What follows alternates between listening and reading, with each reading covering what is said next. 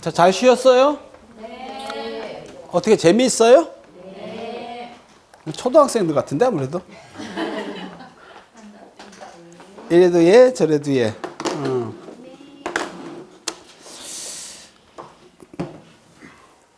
때로는 이런 방식을 보면서 우리가 이제 어떤 문제를 어떻게 해결해 나가는가 하는 것에 대해서 여러분이 고찰해 볼 수가 있어요. 어떤 문제가 생기면 이 문제의 원인은 무엇일까? 그리고 이 문제는 어디서 어떻게 발생을 했을까? 그걸 정확히 알면은 항상 뭐가 돼요? 해결책이 나와요. 그래서 이거 어떤 문제가 심리학적 문제도 마찬가지입니다. 여러분 심리학적 문제가 불안뿐만이 아니고 두려움 같은 것도 다루거든요. 그런데 어떤 고통의 문제라든지 이런 거를 원인만 정확하게 알면 해결책이 나와요. 그거는 병원에서 의사가 진단하는 것과 같다. 원인을 모르면은 절대 안 되고 원인을 잘못 짚으면 어떡할까? 예, 목에 가시가 배겼는데 무릎 수술하는 것과 똑같다. 절대 가시는 안 나온다. 그래서 여러분들이 정확히 문제의 핵심을 파악하면 해결책은 저절로 나온다고 보는 겁니다. 자, 여러분들이 지금 사는 게 굉장히 불안해요. 사는 게 뭔가 계속 불안하고 불안한데 그러한 원인들이 어디 있다라고 봤냐 하면은 이 사람 어디 있다고요? 사랑결핍이다. 우리가 너무 남들의 사랑을 지금 갈구하고 있다. 특히 주변의 사랑도 마찬가지고. 그런데 사회는 그러한 사랑을 얻는데 돈이 필요하고 명예가 필요하고 학벌이 필요하고 이렇게 얘기하는 거잖아요. 그렇죠? 그리고 우리는 그런 것을 얻기 위해서 속물근성 때문에 더 불안할 수 있다. 왜? 남들이 자꾸 뭘 하는데 우리도 안 하면은 뒤처질 것 같고 하니까 자꾸 돈과 명예, 권력 이렇게 어떤 그런 것에 기대어 살 수밖에 없는 우리가 자꾸 눈에 보이죠. 눈에 보이다 보니까 그거를 못하는 나, 할 수밖에 없는 나 이런 것에 대한 갈등이 또 불안 요인으로 작동한다. 또 하나는 기대입니다. 여기서요. 자, 기대는 뭐냐 하면 그런데 이분이 얘기하는 거는 자, 이제 대량 생산이 되고 새로운 게 이제 물질이 새롭게 나왔다는 거예요. 제가 전에 얘기했지만은 1차 혁명, 2차 혁명, 3차 혁명, 4차 혁명, 산업혁명이라는 것은 1차 혁명이 기계혁명이죠. 2차 혁명은 전기혁명이라고 했어요. 에디슨이 전기를 만들면서 전기가 발견되고 그리고 3차 혁명이 드디어 컴퓨터가 나오기 시작했고 4차 혁명은 여러분이 얘기하는 로봇, IT 기술, 우리가 말하는 이제 사물 인터넷 이런 것들이 나오면서 무엇이 됐단 말입니까? 하나하나 넘겨갈 때마다 가장 중요한 2차 산업혁명 보세요. 전기혁명이 사람들한테 혁명을 가져다 준 게 뭐냐 하면은 대량 생산입니다. 자, 1800년도에 산업혁명이 시작됐는데 그때 발견된 것들이 이런 거라니까요. 콤플레이트 아시죠? 그 갤로그가 만든 거예요. 사람 이름이에요. 오늘 별걸 다 알아갑니다, 이제. 그 다음에 깡통따개가 1870년에 특허를 받았고, 오핀도 나왔고요. 오핀이. 이런 것들이 왜 중요하냐면 엄청 중요합니다, 여러분. 여기서 대단한 것들이 전부, 재봉틀은 싱어가 1851년에 기성복이 1860년에 일반화됐고요. 기계속옷이 나오고 1870년에 생산됐고, 타자기가 여기다 1800년도에 전부 나왔죠. 1800년 중후반에 이런 것들이 발견됐습니다. 케찹 같은 것도 60년에, 양초가 1830년에, 그리고 위생도자기, 이게 변기 계열인데, 이런 것도 1846년, 변기가 84년. 그래서 위생도기로 만든 이런 하수하고 변기, 여러분 이게 인간의 수명을 얼마나 늘렸는지 모릅니다. 인간의 수명은요, 여러분 의외로 아주 쉬운 데서부터 늘어납니다. 식수가 개선되면서 인간 수명이 확 늘어났고요. 칫솔이 개발되면서 인간 수명이 늘어났고요. 변기가 개발되면서 인간 수명이 늘어났어요. 여러분 약이라고 생각하면 안 됩니다. 약은 옛날 게 더 좋아요. 지금 여러분 옛날 거 먹잖아요. 오히려. 이거 요새 만드는 화학약이라 이런 거는 당장 어떤 병에 고칠 수 있어 원인 치료는 안 되는데 지금 우리가 수명이 늘어나는 거는 첫째가 물입니다. 옛날 사람들이 물을 잘못 먹어갖고 엄청난 수인성 질병에서 수명이 낮아졌던 건데 지금은 생수만 가져도 여러분 외국 여행에다 생수 갖고 다니잖아요. 여기서 보세요. 깡통따개 나오면서 깡통으로 보관하는 이제 통조림 같은 게 생산되죠. 그리고 재봉틀 옷을 만들어 입죠. 중요한 건 여기에요. 기성복, 기계속옷 드디어 뭐가 됐다는 얘기입니까? 그렇게 우리가 차별했던 귀족하고 이제 쌤쌤이잖아. 같은 옷 입는다니까. 어이씨, 얼마나 여러분이 뿌듯해졌어요. 아유, 생각만 해도 뿌듯하잖아요? 아, 진짜 이건 너무, 그죠? 그래서 나중에 보세요. 나중에 이제는 물질의 혁명이 완전히 끝나버리면 어떻게 되냐면요. 물질에 대해서는 차등이 없습니다. 여러분 뭐 지금 우리 입는 속옷보다 뭐 저 누구 얘기하면 안 되겠지. 하여튼 위에 그분들은 뭘 입을까? 금반스 입을까? 혹시 다이아몬드 저 박아 난 더 불편할 것 같은데. 그럼 뭐 팬티에서 제일 좋은 게 뭐야? 그 뭐 기성복 안 입을까? 혹시 그분은 팬티를 한 땀 한 땀 손가락으로 이태리 장인이 한 땀 한 땀 한 걸로 뭐 입을지도 모르겠지만 그게 그렇게 좋을까? 그러면은 이미 팬티는 일이 끝났죠. 팬티에서는 일단 귀족과 우리의 차이가 없어졌다. 그럼 양복도 지금 뭐 대통령님이 입으나 뭐 우리가 입으나 그 차이 없죠. 차이가 나야 뭐 그게 뭐 100만 원 차이 뭐 나지 뭐 그렇게 차이 안 나죠. 자, 무슨 얘기를 하는 거예요? 이제 드디어 차별 없앴어. 그렇게 우리가 원했던 거 다 이제 이루었어. 자, 이게 1860년대에 생겨난 거예요. 그럼 끝난 거 아니야? 이제 아까 그렇게 지위가 어쩌고 하는데 물질적 지위는 끝난 거 아니야? 이제 다 레벨. 우리끼리 앉아가지고 고만고만한 사람끼리 그렇게 뭐 차이가 나왔지 얼마 차이 나겠어? 이제 안 나요. 자, 이제 그런데 문제가 어디서 나왔냐? 이제 문제는 뭐냐 하면은 기대가 생기기 시작했다는 겁니다. 선망이 생기기 시작했다는 겁니다. 이건 뭐냐 하면은 실제적 궁핍은 줄었어. 근데 뭐냐면 감정적 궁핍이 늘어나기 시작했어. 이제는 뭐가 문제냐면은 옛날에는 잘 봐. 이게 무슨 말인지 잘 들어야 돼. 옛날에는 귀족하고 평민 이러면 잽이 안 돼서 걔하고는 비교 안 했다니까. 야, 어떻게 귀족하고 비교하냐? 그건 말이 안 되는 거 아니야? 어떻게? 난 너희하고 인간이 달라. 왜 이래? 이렇게 하면 맞네. 근데 이제 같아졌잖아. 야, 이제는 한번 겨뤄볼 만 하지 않아? 귀족하고도? 그러니까 이제 오히려 있잖아요. 감정적으로는 더 이제 여러분 더 심해졌어요. 옛날 같으면 여러분이 감히, 야, 여러분 진짜 감히 어디다 대고 국회의원하고 비교를 해요. 근데 이제 나라가 어떻게 됐어, 세상이? 출마하면 잘하면 될지도 모르잖아. 그렇잖아. 또 여러분 신문 보니까 개떡 같은 것도 되잖아. 한 번씩 보면은. 아이, 무슨 열받치지. 저게 국회의원이야? 아이씨, 그럼 막. 그러니까 나도 하겠다, 진짜. 나오잖아, 막. 그러니까 이제 거꾸로 돼갖고 뭐가 되냐면은, 이제는, 야, 이 별거 아닌데? 막 이렇게 되잖아요. 제 친구도 이번 나온대잖아. 막 이렇게. 그러니까 이게 이래 삐까삐까 되다 보니까 오히려 뭐가 되냐면 기대감이 높아진 거야. 나도 할 수 있는데, 이제. 옛날에는 뭐야? 아예 저쪽은 포기. 이렇게 됐잖아. 귀족하고 양반하고 쌍놈이 옛날에 싸웠을까? 안 싸웁니다. 그리고 쌍놈 집안에서 애 보고 조선시대에 너는 커서 양반이 되거라. 이거 될까 안 될까? 그럼 애가 뭐라 할까? 아버지가 날 이렇게 낳았잖아요. 그럼 끝이야. 될 수가 없잖아. 그래서 이런 계급사에서는요. 계급이 딱 굳어지면 그 다음에는 기대를 안 한다니까. 기대를 안 해요. 근데 이게 딱 잘못되면 이제 문제가 생긴다니까. 자, 보세요. 키 작은 사람이라도 이걸 하필이면 내 적다가 내 이거 적을까 말까 했어. 이 책에 그대로 나와서 할 수 적었어요. 키 작은 사람이라도 고만고만한 사람이 살면 키 때문에 쓸데없이 고민하지 않는다. 하지만 이 집단의 다른 사람들의 키가 약간이라도 더 커지면 갑자기 불안에 빠지고 불만족과 질투심을 느끼게 되고. 그런데 사실 내 키가 줄어든 건 아니잖아. 남이 컸잖아. 그럼 남이 큰 거는 그냥 큰 건데 갑자기 내가 불안해지는 거야. 왜 나는 안 크지? 그 엄마 나 뭐 사줘 그랬더니 엄마가 또 뭐 키 커라 뿅뿅 이런 거 사줘서 먹었는데 안 커. 그러면 또 어떻게 이 집 가갖고 또 머리에 쓰는 것도 내 머리카락이구나 이거는 또. 요새 막 내가 지금 헷갈려. 그래서 여러분들 살면서 내가 집단에서 이제 경쟁을 하기 시작하는 거야. 요 집단은 내가 잽이 될 만한 집단이라고 생각했는데 여기서 누가 갑자기 또 난 뭐야? 어이씨, 내가 또 이렇게 돼갖고 여러분이 또 불안에 빠져. 그래서 참 이게 우선 이지만 그렇습니다. 우리는 우리 자신이 같다고 느끼는 사람들에게만 질투한다. 야, 이건 진짜 좋은 말이에요.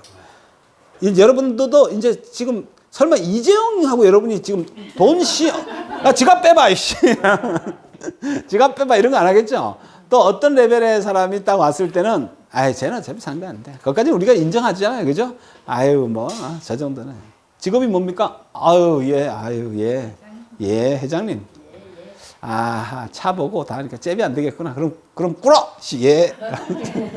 그때부터 무슨 모드야? 아까처럼 속물 모드로 가는 거야. 어떻게 자리 하나 있겠습니까? 이렇게 가는 거지. 우린 빨리 상황 판단하잖아. 근데 문제는 뭐냐면 맨날 같이 술 먹고 저녁 때 이런 거 먹다가 여기서 하나가 잘 됐을 때야. 야, 요거는 만만하게 봤는데, 요 팀은.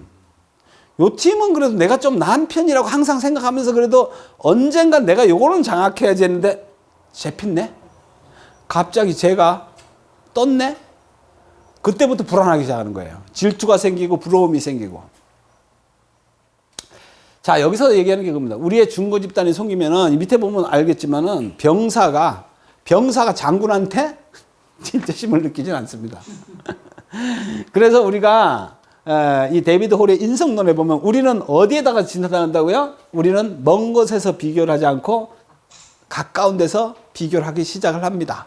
그래서 같은 반 친구가 뭘 잘 됐다면은 이 새끼 그 옛날에 코 찔찔거리고 하면서 걔보다 내가 낫다는 것을 우월스럽게 옛날에 표현합니다. 이게 근데 참 이러면 안 되는데 그런 거예요. 그러면 이게 치사한 겁니다, 사실은.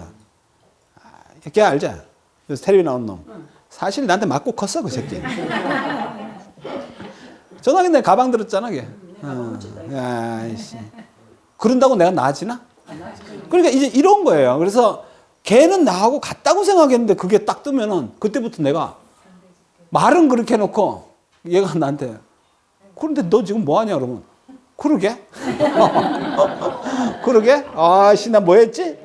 그러면 이제 좌절감에 빠지는 거예요. 아씨 나 이거 딴 놈도 아니고 나한테 맞던 놈인데 아씨 이건 아닌 것 같은데 그 놈이 날 만나러 온다 하면 더 걱정해. 불안해 죽겠어.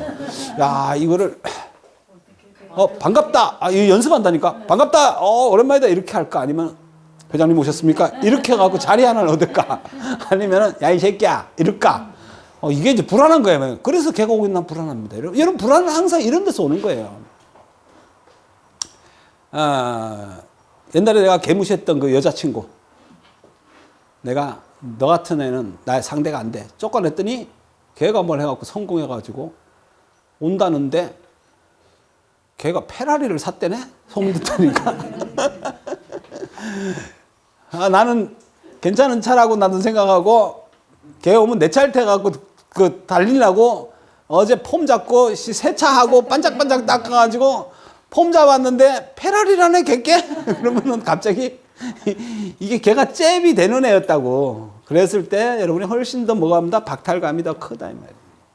그러니까 여러분들이 인간의 불안은 항상 보면은 비교에서 온다고 봐요. 비교에서 오기 때문에 이제 이걸 어떻게 없애야 될지 모르겠습니다. 그래서 이 계급입니다.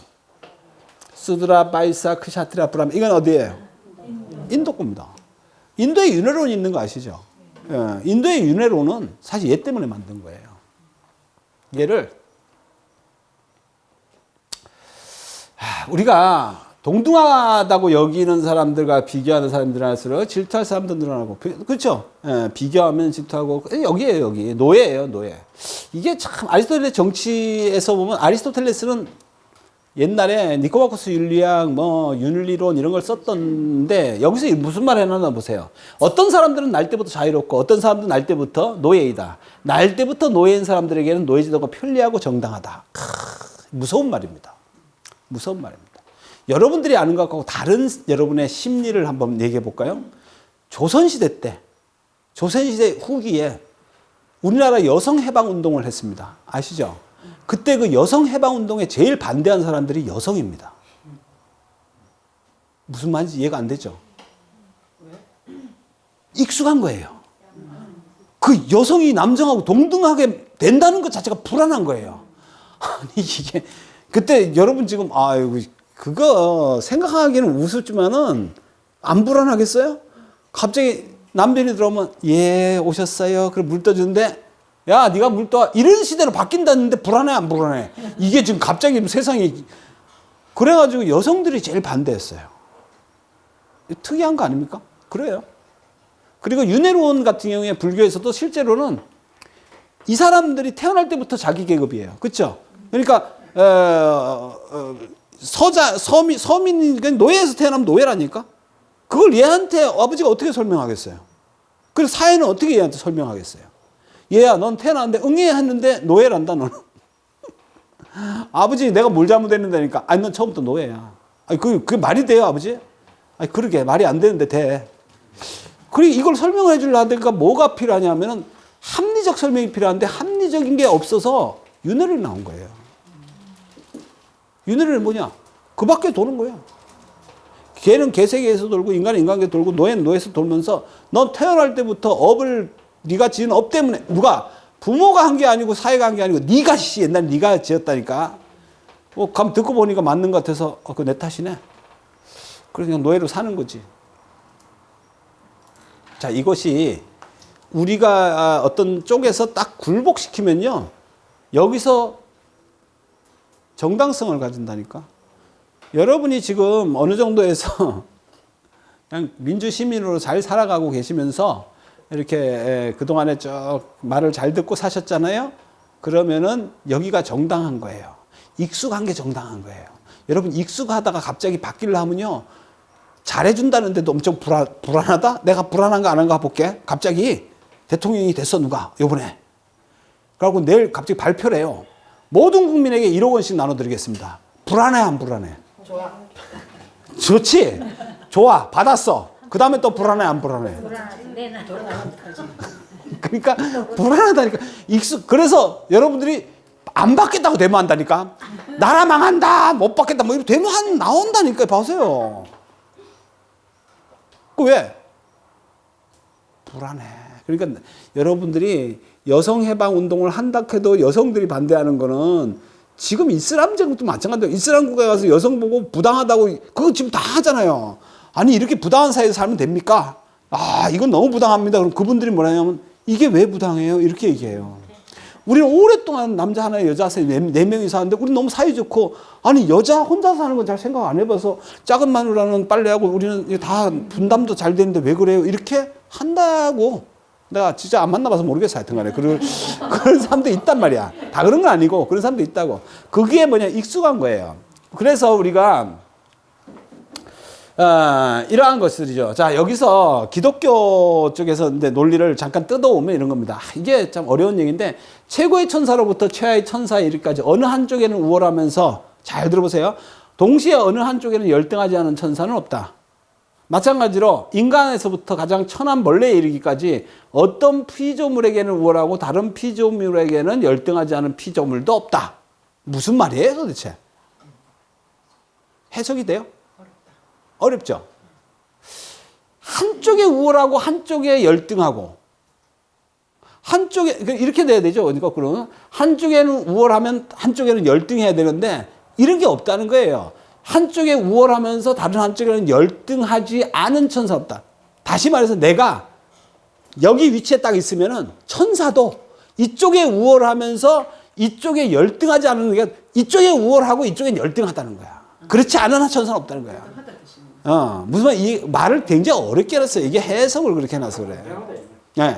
그러니까 내가 여기 있는데 한쪽에는 우월하고 한쪽에 열등하지 않은 이런 놈은 없다는 거예요. 그럼 모든 사람은 한쪽에는 우월하지만 한쪽에는 열등하다는 얘기를 이렇게 하고 있는 거예요. 그러니까 벌레도 그렇고 모든 피조물이 다 하느님 만들 때 모든 것은 다 이렇게 만들어놨다는 거예요. 한쪽에는 우월하고 한쪽에는 열등. 그러니까 인간도 한쪽에는 우월하지만 한쪽에는 열등. 왜? 여러분들이 생각해봐. 호랑이한테 우월해 열등해? 한번 물어볼게요. 열등하기도 하고 우월하기도 하잖아. 그러니까 완전히 그런 게 없다는 거야. 한쪽은 우월해. 뭐가? 지능은 내가 낫지. 붙어봐 그러면 지능으로. 그러면은 필요 없을걸? 가 설명해봐. 호랑이 앞에 놓고 내가 임마 새끼야 그래도 아이고 내가 컴퓨터를 만든 사람인데 이 새끼 막 앙! 먹으면은 딱 들어가면서 내가 그래도 우월해 이럴 수 있어? 없잖아. 그러니까 여러분들이 세상의 모든 것은 이 계층적이라는 얘기를 하는 것 같아요. 계층적. 어차피 여러분들도 지금 이걸 버려야 되는 게 나는 완전히 우월한 사람이고 완전히 열등한 사람일 수가 없다는 거야. 여러분들은 누구한테인가 우월하고 누구한테인가 열등해. 이 지기에 대한 위치를 천사도 그래. 하느님 만든 천사도 그래. 그럼 모든 사람들은 다 모든 피조물이라는 것은 다 어느 한쪽에 우월하고 어느 한쪽에 열등해. 인정해야 돼. 근데 이걸 나는 우월하기만 하려고 하니까 기대감이 높은 거야. 다 우월해야 돼. 그래서 세상에 전쟁도 있고 나치 같은 사람도 나오고 부자도 만족을 못해요. 내가 여러분이 좋다 10대 그룹에 하나 들어갔다 12 하다 진짜 12 그러면은 엄청 괜찮잖아요. 목표가 뭘까? 내가 저것들을 따라잡아요. 5위 안에 들어야지. 5위 들었어. 그러면 끝? 아니야. 아직도 열등해. 어디에? 4위한테는 열등해. 여러분 지금 여기서 있잖아요. 우리끼리 앉았다 봅시다. 이렇게 해봅시다. 우리끼리 이런 얘기예요. 우리끼리 앉아가지고 우리끼리 엄청 싸우잖아. 야, 쟤 가방 짝퉁 아니냐? 에이, 진사하게 짝퉁 같은데 저거. 우리끼리 막 그래. 그래갖고 어머 우리끼리 찍찍찍찍찍 우리 장자에 나오는 참새처럼 찍찍찍찍 하다가 여러분이 저 위쪽에 한번 가보면은 잽이 안 된다니까. 그런 말이에요. 기업들끼리 앉아서 보세요. 여기 기업인 계시지만은 기업끼리 가서 100대 기업 들었다 그러면 뭐 우리는 와 이러지만 100대 기업이 100대 기업 100등짜리가 경제인 모임에 가봐. 100등짜리가 제일 꼴등이지. 거기서는 찍소리 저쪽 구석에 앉아있다? 그러다가 거기서 개폼 잡고 부산에서 1등이 상공에서 1등이 딱 서울 올라가 봐. 또 쫙 뒤에 앉아있다? 그러면 뭐 우리나라 10대 기업에서 10위! 야, 밖에서 난리던다 뭐 난리던데 10대 기업 다 모여갖고 정경련 가면은 대통령 앞에 가면 저 구식자리에 앉아갖고 있다? 잽도 안 된다? 이해가 돼요? 우리나라 대통령이 여기서 우리나라에서 큰 데를 빵 치다가 미국 가면은 저쪽 구식에 앉아있다? G7 같은 데. 우리 요번에 안 그랬고. 이렇게 그렇다고. 그게 무엇이냐면 대강자를 만나면은 계속 뒤로 밀리고 여러분 위치라는 게 절대적이지 않다는 거야. 근데 우리는 끝없이 추구하죠. 거기에 여러분이 문제가 있는 거예요. 그럼 어디서 만족하겠어요? 얼마나 가야 만족하겠어요? 자, 이제 얘기해 보겠습니다. 그래서 이제 이게 나옵니다. 제임스라는 사람이 방정식을 만들었는데 시도가 없으면 실패도 없고 실패가 없으면 수모도 없다. 내가 끊임없이 얘기하는 내가 말하는 자아개발법, 자기개발법은 이것밖에 없어요. 여러분 아마 저한테 여러분이 강의를 들은 사람은 이것밖에 없을 겁니다. 뭐예요? try. 해봐라. 해보면 여러분이 훨씬 더 자존감이 높아진다. 시도가 없으면 실패도 없고 실패가 없으면 수모도 없다. 따라서 이 세계에서 자존심은 전적으로 자신이 무엇이 되도록 또 무슨 일을 하도록 스스로 밀어붙이냐에 달려있다. 이것은 우리가 상상하는 자기 자신의 잠재력에 대한 실제 성취 비율에 의해 결정된다. 이거 자존심은 내세운 것뿐에 이룬 것이에요. 자, 이게 제임스의 방정식인데 무슨 말을 하고 싶냐면은 우리가 자존심이라는 거는요. 이거 맨날 얘기했던 건데 기억나는 사람이 있을 거야 아마. 기대를 이만큼 세우고 맨날 못했을 때 실패자가 되는 거예요. 여러분이 실패자라고 느끼는 거는 실패자가 아니야. 근데 내가 항상 기대를 이만큼 못할 걸 세워놓고 그걸 해봤기 때문에 다 실패자가 되는 거예요. 그러면 진짜 실패자는 아닌데 왜 실패자라고 느끼느냐 하면 바로 그 성취율이라니까. 내가 인문학 공부하는데 야, 나 3명만 하면 난 한다. 5명이면 행복하겠다. 근데 10명 왔다. 브라보. 나 위대하지 않아? 난 너무 잘하는 것 같아. 그럼 돼. 근데 한 50명은 와야지 내가 인문학을 하지 이랬는데 맨날 10명이고 15명이면은 이것이 곱하기 나누기 해보니까 답도 안 나오고 전기세도 안 나올 것 같고 목은 하루 종일 공부해갖고 이건 뭐 할 것도 아닌 것 같고 실제 내가 이런 생각을 했을까요? 했을 것 같아요. 그렇겠죠?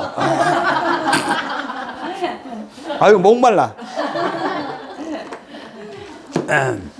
그러면은 기대 수치가 자꾸 높아졌다가 떨어지면은 그때부터 나는 계속 실패자가 되는 거예요.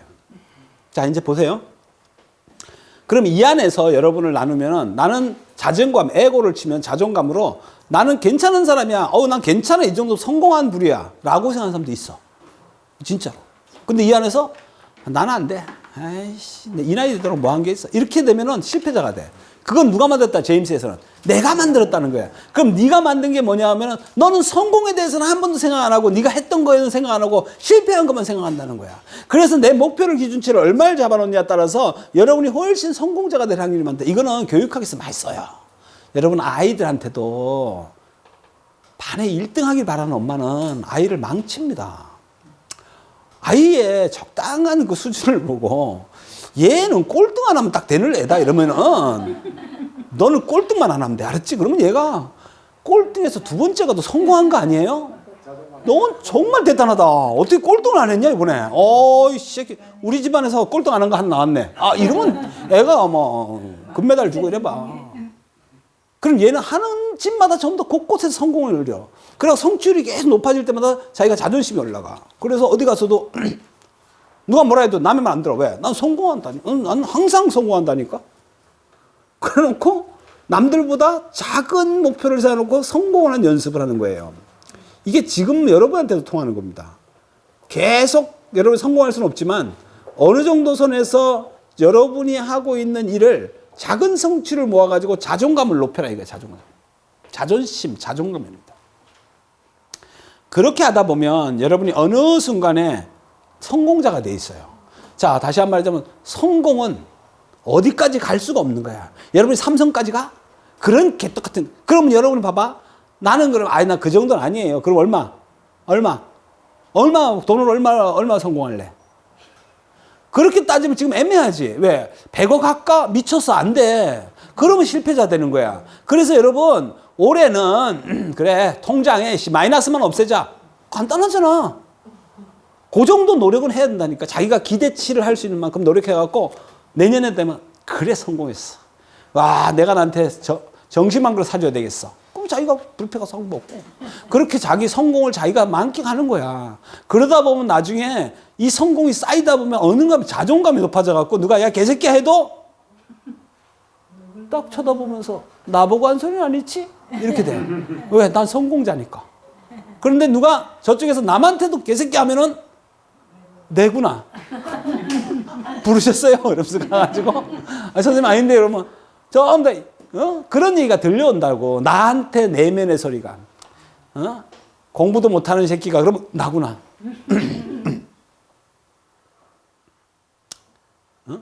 여럿이 놓고서 그를 찔리는 사람들이 바로 그거예요. 실패자와 성공자예요. 이렇게 놔두고서 공부도 못하는 사람들이 말이야 이러면은 전부 나구나. 그건 실패자예요. 그런데 공부도 못하는 사람들이 말이야 이러면 나는 아니군. 그건 성공자예요. 공부에 대해서 나는 그래도 했거든. 여러분이 한 게 뭐 있어요? 뭐 이렇게 하잖아요. 왜 단체 훈시할 때. 그때 찔리는 것들은 전부 다 실패자예요. 맞아. 저거 나네. 계속 나네. 그리고 집에 가서 뭐라 그래요? 지한테 한 것도 아닌데 엄마한테 해서 엄마 선생님 나한테 되게 욕했어. 지한테 한 거 아니야. 지가 그렇게 들은 거야. 실패자들은 항상 그렇게 들어요. 내가 무슨 강의를 하다가 여러분한테도 인생에서 실패자가 되면은 이거 그냥 비참하지 않습니까? 앉아서 그런다. 내 얘기네. 자존감 떨어진 거예요. 그걸 누가 만들었다고요? 지가 만들었다고요. 이것은 우리가 상상하는 자기 자신의 잠재력에 대해서 자기 자신의 잠재력을 내가 기준을 삼고 거기에 대한 성취감을 스스로 못 만들면 여러분 인생이 불안하게 된다는 거예요. 이해가 되세요? 자, 어떤 영역에서 자신이 아무것도 아니라는 사실이 있는 그대로 받아들여지면 마음이 묘하게 편해집니다. 정말로.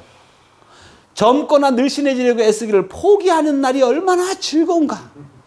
그런 환상이 이제 다 사라졌어. 그래야지 행복하다니까. 불안 안 해.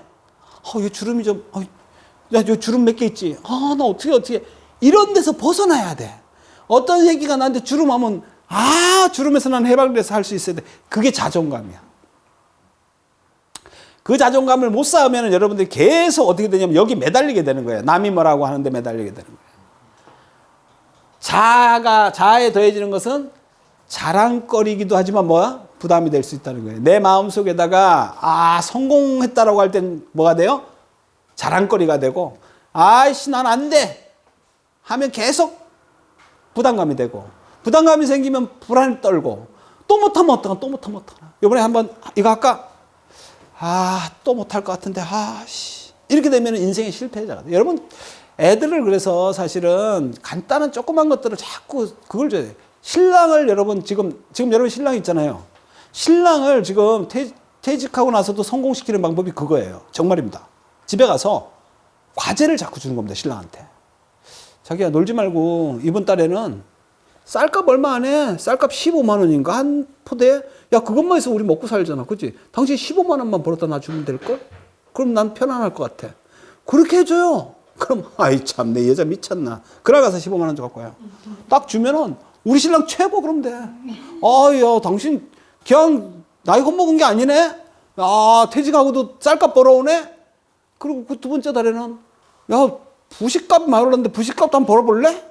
그렇게 하는 거야. 그럼 이 남자가 마누라가 자꾸 칭찬해 주니까 그거 이틀 만에 또 갖다 줘요. 뭔 부식? 아, 그래도 어떻게 채소만 먹냐? 소고기값. 그래! 또 갖다 줘요. 그렇게 자꾸 스타일을 올리면요. 나중에 남자가 70이 돼도 당당해집니다. 나가서. 진짜입니다. 한번 해보시고 안 되면 저한테 얘기하지 마세요. 전 몰라.